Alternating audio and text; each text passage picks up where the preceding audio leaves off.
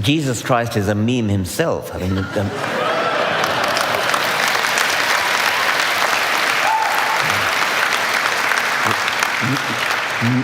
memes simply are cultural, the equivalent of cultural genes. They're that which spreads through the culture by any means, whether it's by humans imitating other humans or radio jingles or that kind of thing.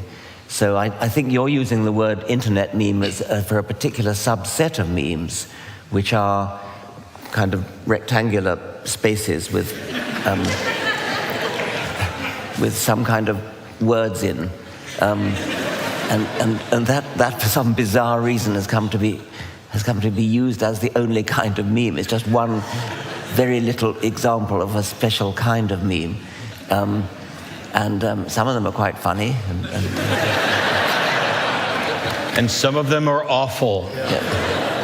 I hate bad arguments, and I hate bad arguments especially when they come from people who are defending positions I hold, because I want the other side to have the bad arguments. And so when I see bad memes from atheist organizations, I look at this Bible contradiction, and it's not, okay, we can do a little better. But right before we get to this question, I want to say to all the people who are back here who are staring at the back of our heads, you don't know this, but for about 10 or 15 minutes before we started, I stood below you and I can see up, and I stared at the back of your heads just to make it fair. Yes. Hi, my name is Reese. I work at Science World. You guys should come visit if you're in town for the next couple days. Earlier you were saying that, which is true, that the large majority of the world has some kind of concept of God or some kind of belief in God. Also, the large majority of the world is very poor, and often these two things go together. What is atheism's role in addressing the poverty of the world and the ignorance that comes with it? That's not really their fault. I mean, it's a demonstrable fact that there is this correlation you talk about. The research of Gregory Paul shows this both across European countries and across states in America, that poverty, lack of social welfare, lack of social security, that kind of thing, tends to go with religiosity. And people tend to lose their religion when they have security, welfare, that sort of thing. And Scandinavian countries have the most advanced welfare systems in the world, and they're the least theistic. Atheism's role, I mean, I don't see atheism as a political movement. To me, it's a philosophical position. But obviously, as a citizen, politically, I'm in favor of reducing poverty, reducing inequality, and from that, this research seems to suggest atheism will flow. Yeah, and I agree with Richard. I think that certainly atheist communities are more than just about atheism, because we're people. But it's my humanism that makes me want to fight and eliminate poverty. And I try, when I'm deciding what I'm going to do, there's the think globally, act locally idea. I also try to think about what would the entire world be like if everybody did the thing that I want to do, and try to work along those lines. And so if everybody donated a little bit more, if everybody worked to encourage politicians to instill policies that reduced poverty and suffering, but there's also the limit of what can any individual do. Well, one of the things that individuals can do is vote, run for office, support the sort of policies that are going to put an end to this. A collection of atheists on Reddit can raise a bunch of money and do good, as we've seen, but they're not going to end poverty. And while we as atheists and those of us who are humanists certainly have an incentive to go there, it may be that we need to set aside our differences in other areas and work with people towards specific goals. And so, like the Reverend Barry Lynn is the CEO or the president of Americans United for Church-State Separation, and I adore him. I've shared the stage with him before, and I will again. And I will share a stage with him for church-state separation, and then argue with him tooth and nail over whether or not a God exists if he wants to. And I do the same thing. When I decide what charity I might actually donate to, my first question is not, hang on, is there a religion behind this? My first question is, are they actually doing good with the money? How much of my money is going to go to those issues? What efforts can I contribute besides money to help them out? And then I will compare, hey, is there a secular version of this? Which is why I love Foundation Beyond Belief and organizations that are working to improve secular charities. I would encourage everybody, if you're not familiar with Foundation Beyond Belief, to investigate that. There's also SHARE, I believe, which is Secular Humanists Activists. I'm going to get the acronym wrong, but it's out there to do good and help people. And I'd like to see a lot more effort there. And there's always room. If you don't have the money to donate, which I was unemployed for 4 out of 10 years for a while there, you can donate your time. And you can show the world that instead of the view that they had of who atheists were, we actually are your neighbors, we are scientists, we are jackasses, we are the people who deliver your mail, and we actually care about other people. We care about what kind of world we live in, and that's the reason that we talk about religion, because we see religions, while certainly people do good in the name of their religion, there is a lot of harm, and it could be, as I was saying before, better without the baggage. Thank you. Hi. Thanks for coming to Vancouver. I just finished reading a book by one of the murdered editors of Charlie Hebdo, and he talks about the problems with the word Islamophobia. So I'm wondering, what are your opinions on using that term, Islamophobia? I think we've dealt with that in the previous question, haven't we? I mean, Islamophobia is an absurd word. It's a made-up word to describe this privileged position that Islam has in our society, and I do not think it's a word that should have currency. And the only thing I'd add is, I'm not overly concerned about the labels for things if they get in the way. I just released a video recently about the atheist label, the agnostic label, and things like that. At the end of the day, if Richard had called himself an atheist, and I said, oh, no, I don't want to call myself an atheist, but neither one of us believe in a God, and we're both working towards it, then if the label's in the way, then get rid of it. I don't think the label for atheist is necessarily in the way, but when there are attempts to label people as Islamophobes, merely to avoid having the discussion about what we should or shouldn't address and what are the limits, and is somebody going too far, and should we actually oppose certain things, if the label discussion is preventing that one, then that just needs to go away, because the other discussion is far more important. I am phobic about beheading people, about whipping people, about apostasy being punished by death, women having their clitorises cut off. I'm phobic about all that. If you want to call that Islamophobia, do, but I prefer not to use the word.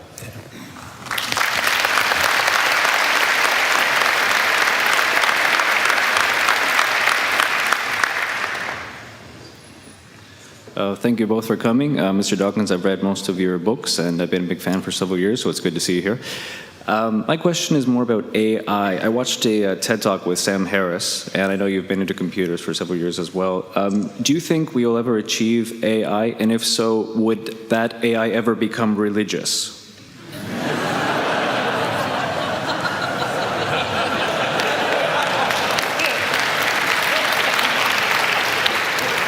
It's an interesting question. I'm not quite sure why it gets a laugh.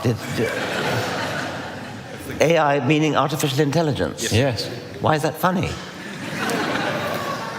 If I had to guess, I think they're anticipating an entertaining answer on whether or not AI would become religious. Okay.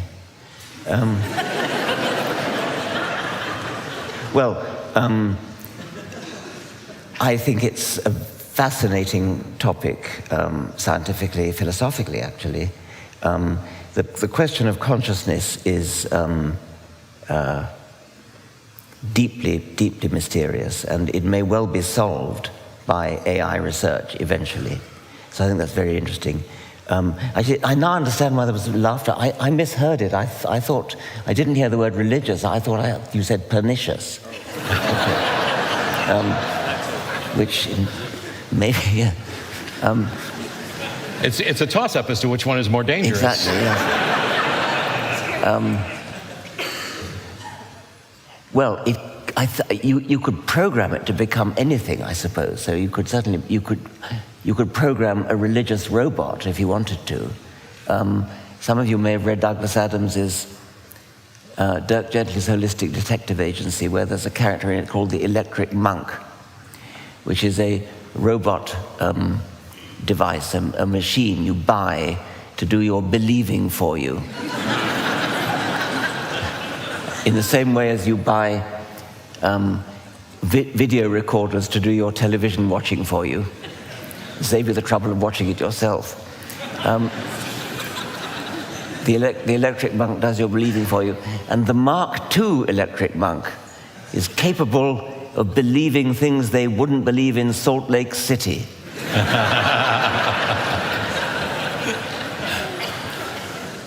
I suppose you could ask a sort of philosophically interesting question: would evolving artificial intelligence robots evolve towards religiosity in their own right without being programmed to do so? And I can't see how that would ever happen. Although if they evolved to eventually believe that they had a creator, they'd actually be right.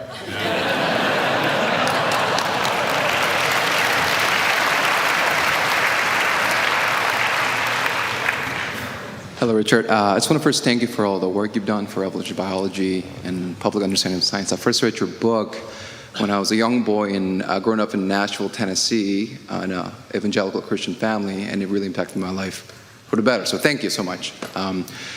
My question is, Richard, we know how difficult it could be for a gene to be eradicated from gene pool, especially the gene is somewhat resistant to some of the antibacterial substance we're trying to use to eradicate. For example, like in the case of SARS, we often use quite aggressive measure to interrupt that. So in a meme of religion, when it often could be resistant to the supposed Q, that is logic, what kind of confidence could we have in eradicating those memes in a foreseeable future? I only heard half that. What was it? What confidence eradicating? What confidence could we have for eradicating memes of religion when those memes seem to be resistant to logic, often, that is? It's very difficult, isn't it? Yes. It does seem that people who are indoctrinated in childhood, at a sensitive age in childhood, have an almost total, can have an almost total resistance to logic.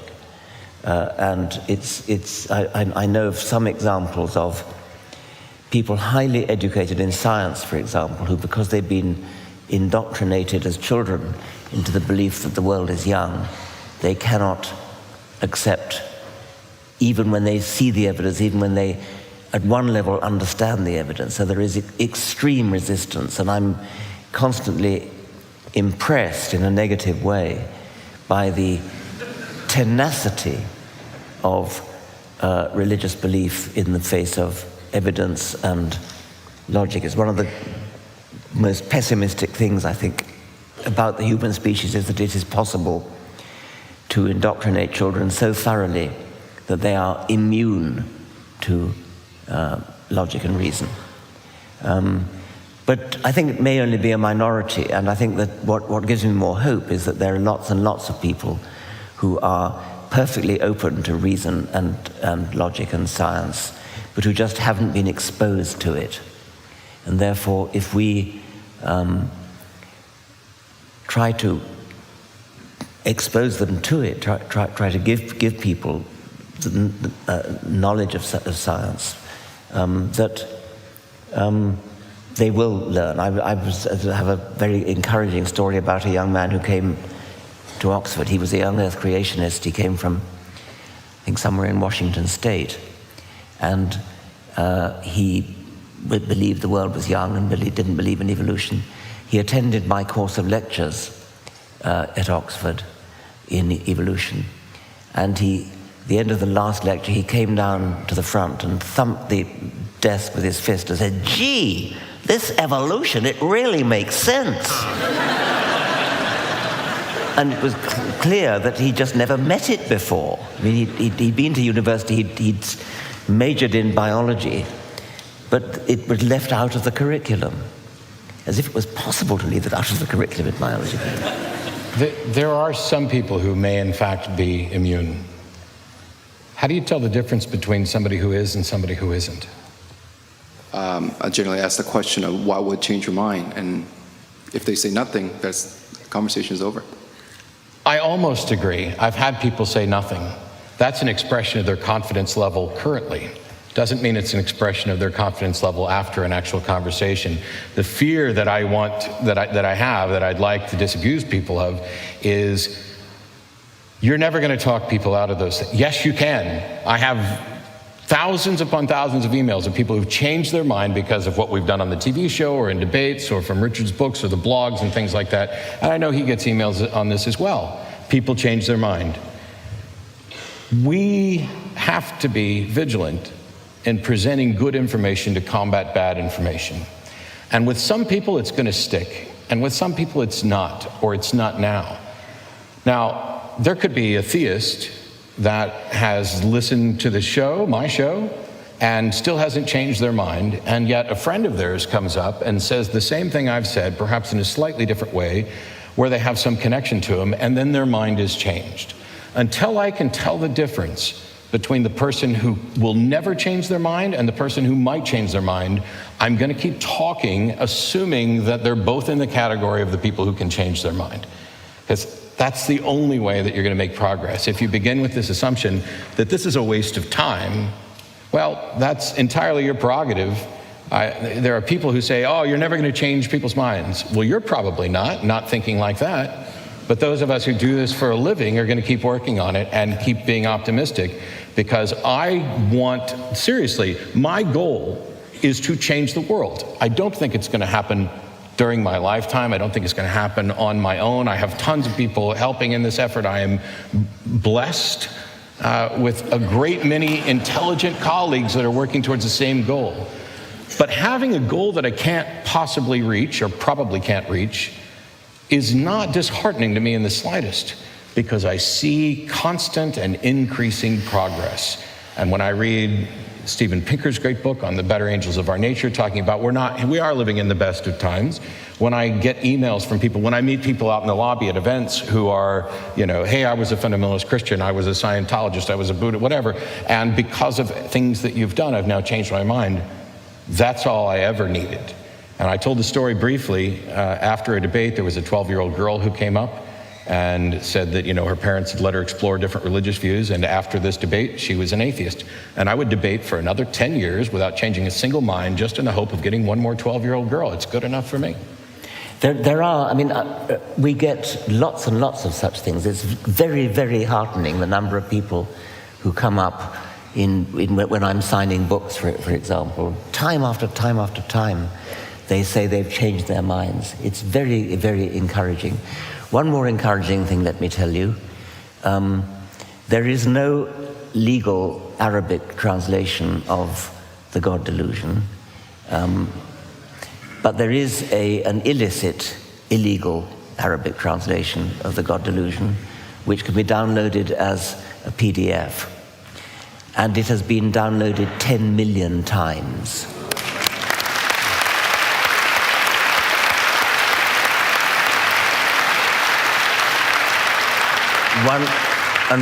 One third of that, 3 million or so, has been downloaded in Saudi Arabia. Wow. And by the way, I wanted to mention that it's the 10th anniversary of the God delusion. It's also the 40th anniversary of the selfish gene, which was essentially your introduction to the world. And while I was 7 at the time, I read it as soon as I could. Yes? Professor Dawkins, welcome to Vancouver. I think it took 21 years to see you in person. So anyway, I've been a fan of your books since 1995, and Selfish Gene was the start. My question is about the God module. As you know, there have been some research done on the fact that, well, if it's a fact, that believing in God and superstitions is hardwired. I'm talking about the research that Michael Persinger did at Laurentian University, and you yourself actually tried the God helmet as well. So if that's the case, if it's hardwired, then I don't think any education can convince the people who are hardwired to believe in superstitions and God and gods. Then I don't think education can do any enlightenment for them to see the reality. And it seems like believing superstitions and God is an evolutionary tool for them to survive the horrible life that we have in terms of survivalship, that they can rely on some sort of supreme source just to go through the hard time of whatever that is. And personally, I think that there is an offshoot in the evolution of human mind, and it's us, the atheists, who have the hardwire again to see the reality, to realize that there's no God, there's no creator as such. After, I would say, 20 years of the internet, information is free for everyone. I expected that by 2005 there would be no theist ever. All the information is out there. I can understand, I can see where we come from, 3.9 billion years of evolution on Earth.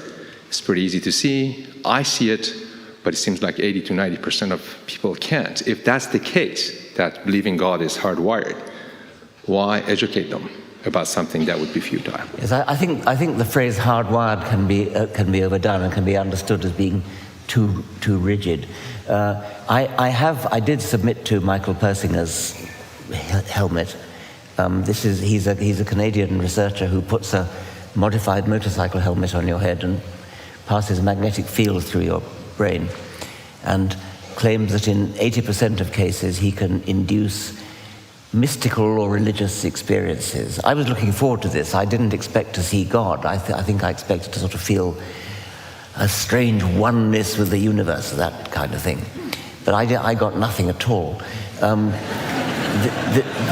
This was done as an experiment by the BBC, and because it was television, there was only one control, and the control was a local vicar, and he also claimed to have no religious experience under the influence of the helmet.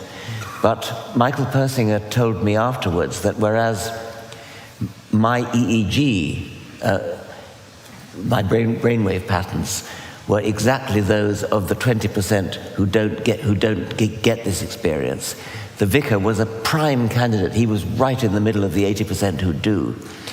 But his brainwaves indicated that he was struggling not to submit to this, and he was doing something like reciting the multiplication tables or something to try to shut it out.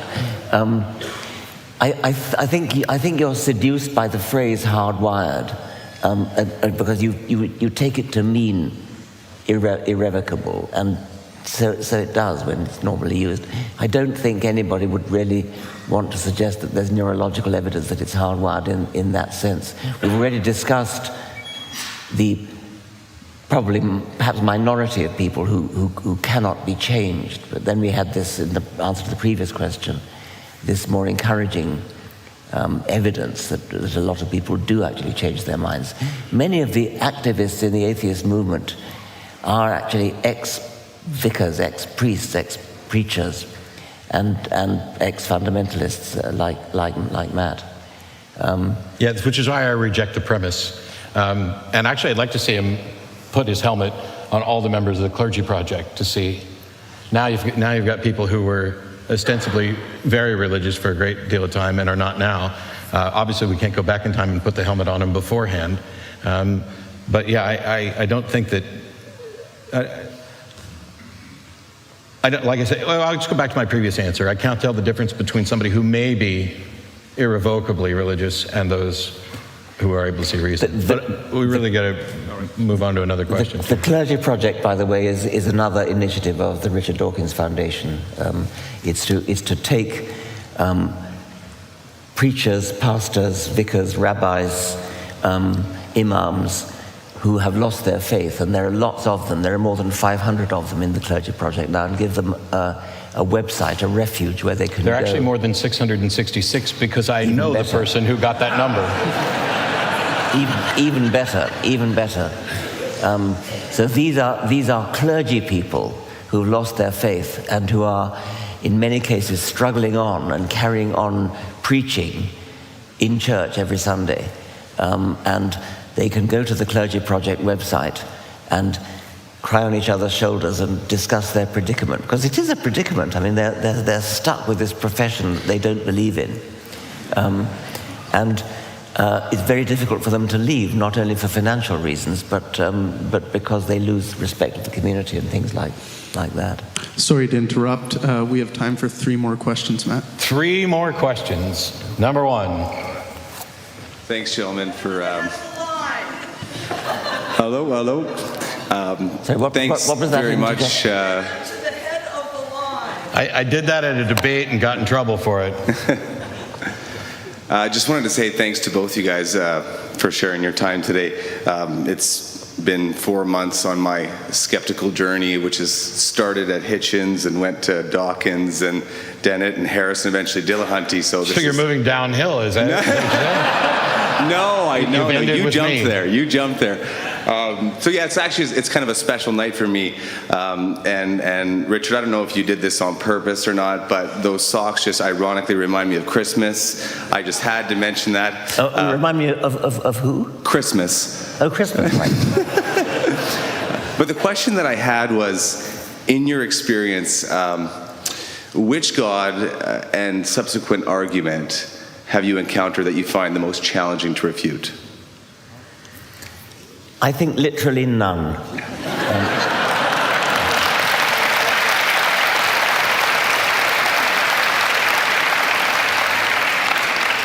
And I would say the deistic God, because it is so poorly defined, it is untestable, unfalsifiable, it is a nothing. And how do you, I mean, at least some of the other religions are trying to identify and label their God in a way where we can say, this contradicts, this is in conflict with nature and everything else. The deistic God, my thing is, why would anybody believe that? What possible justification could you have for believing, there's something, but I don't know what it is? I mean, aren't you at that point claiming to detect the undetectable, or at least be able to reason yourself to, well, I just can't believe that there's nothing, so there must be something. That it is as useless a concept to me as the word spirituality, which is tossed around. I'm not religious, but I'm spiritual. This is spiritual. What the hell does that mean? You talk about whether or not you put on the God helmet and you have a mystical spiritual experience. I don't even know if I would have one if I would use any of those words to describe it. Maybe I'll put the helmet on and I'll finally understand what spiritual means. But for now, it's gobbledygook. Yes. Hi, good evening to both of you. My name is Madhvi. I'm here on behalf of what we call SAHA, South Asian Humanist Association. After 12 years of struggling to keep my thoughts to myself, I recently, a few years ago, have come out and started to voice my opinions, my views. And I've made, most of my friends they're there in my life, but they don't like me anymore. I've been fondly labeled atheist terrorist, and I've been told that I'm bombarding them with atheism, and it's too intense for them. So they like me, but they don't want it. If I don't talk about atheism, I'm included. But if I talk about atheism or humanism, I'm not. So, and my husband tells me, maybe you're overdoing it. If you want to keep any friends, maybe you don't want to do it as much. So I'm torn between my desire to talk about it, express my views, and keeping these friends that have been in my life for over 20 years. And what boggles my mind is 95% of them are all doctors and practicing professionals with 2-3 university degrees. And I'm not able to get to them. Like you answered, you said, where do I stop? Do I stop or do I keep talking? Not caring about whether or I'm accepted. So do they talk to you about their religious views? I'm born in a Hindu family. All my Hindu friends send me, we have like million festivals every year, and I get 300 or so from different WhatsApp groups and Facebook, different religious messages, and I post one related to atheism or humanism or a non-religious post. I'm an enemy. Sorry, what was that? I'm like I'm so elated here looking at all these people. I'm like, I want to make friends with everybody. Do.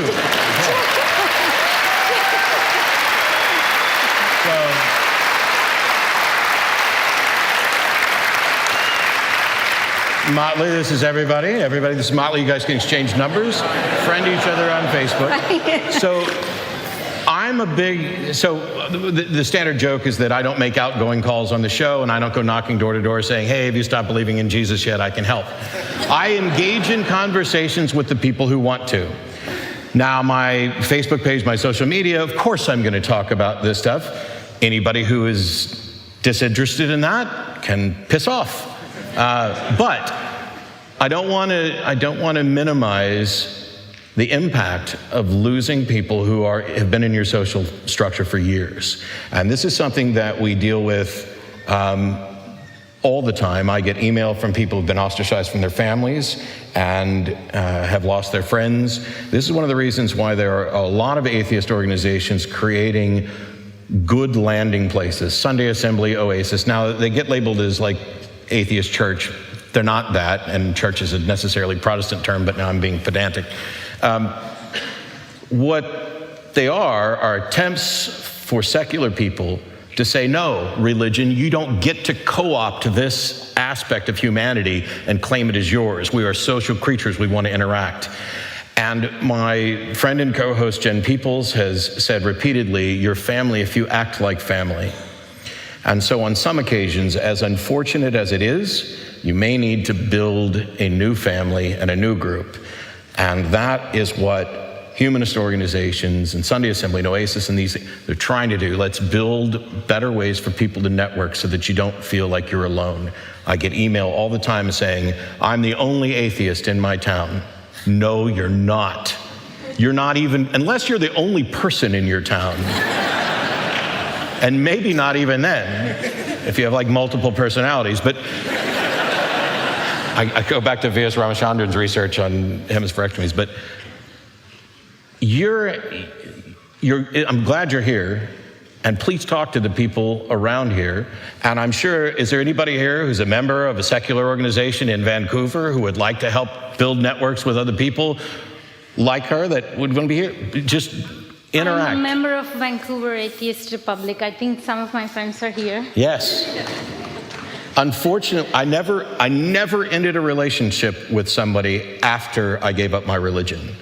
They were always the ones to end it with me. And it hurt, and it hurt, and it hurt. And then I was like, hang on.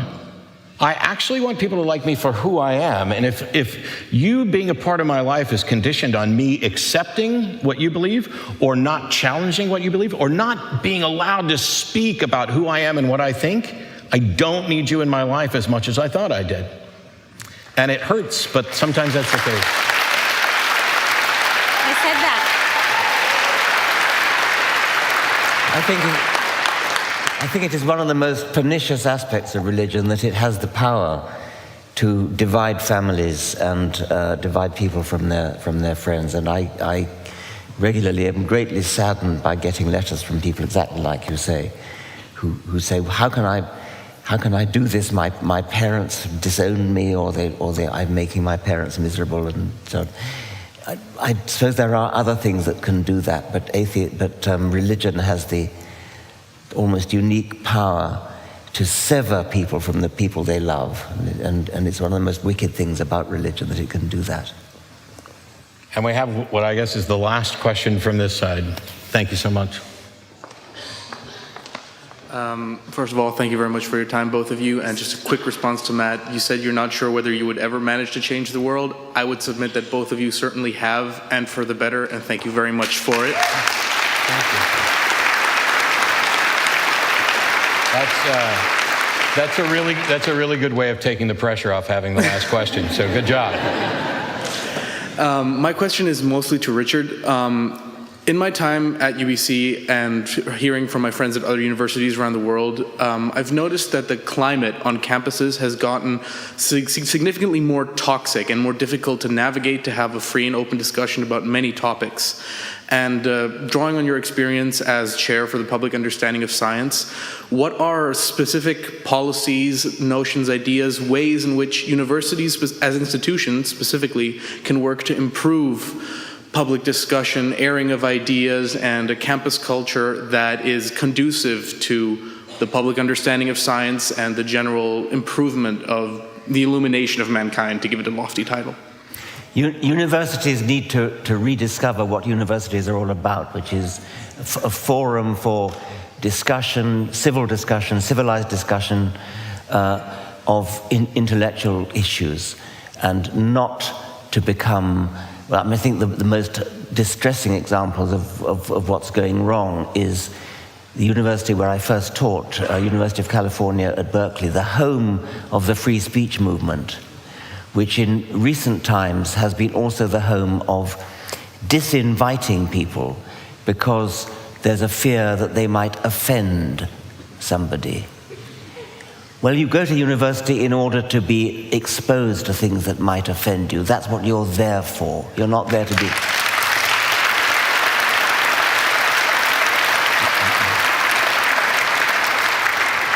So I think universities should revert to what universities are for, and to hell with safe spaces and Play-Doh and...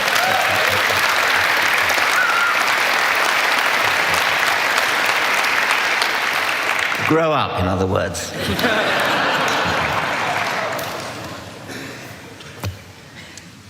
Thank you very much.